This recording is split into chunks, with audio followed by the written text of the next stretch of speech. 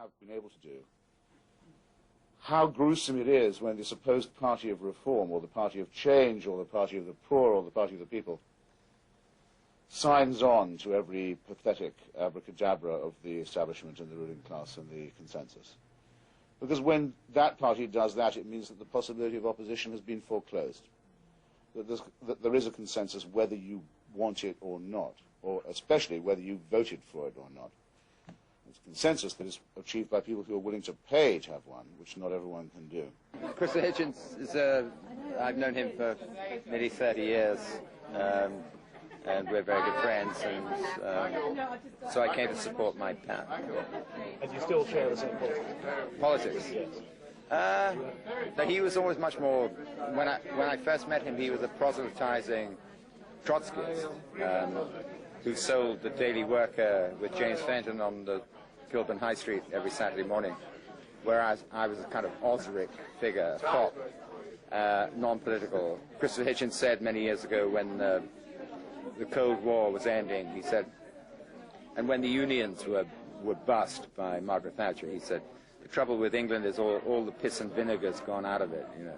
The paper that Hitchens used to sell in Kilburn was actually Socialist Worker and not the Daily Worker. In those days, the distinction between far-left factions was far more important. Hitchens belonged to the International Socialists, a group of dissident Marxist revolutionaries, as hostile to the Communist Party and the Soviet Union as they were to Wall Street and Downing Street. Although his membership lapsed 20 years ago, he's still close enough to his comrades in the renamed Socialist Workers' Party to have a good family row, in this case over military action in Kosovo. The morality of invading and bombing for human rights. I noticed that invasion, a pejorative word in your vernacular, sir, is not applied so far to the Serbs. I think I know what's behind this. There are a lot of people who simply don't believe that a NATO country or a capitalist country can be a moral agent at all. After all, if they cared, why wouldn't they care about Tibet, Rwanda, Palestine? Yeah, we've heard all that. Yeah.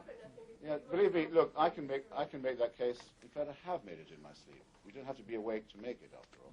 Right? Since we can't do everything, why don't we do nothing? Right?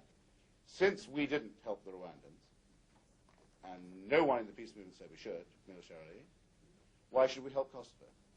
Live with that if you can, but don't fucking call me an imperialist for pointing it out, okay? Get real.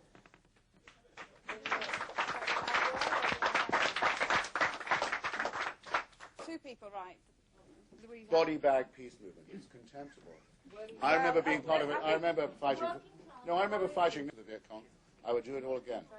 Matter of principle. Matter of principle. Take the side of the victim. Support their struggle. You're just looking for a quiet life for liberalism. I hope you don't get it. Don't ask that. Don't be a follower. Don't look for a leader. If he could lead you into the promised land, he could lead you out. Do your own thinking.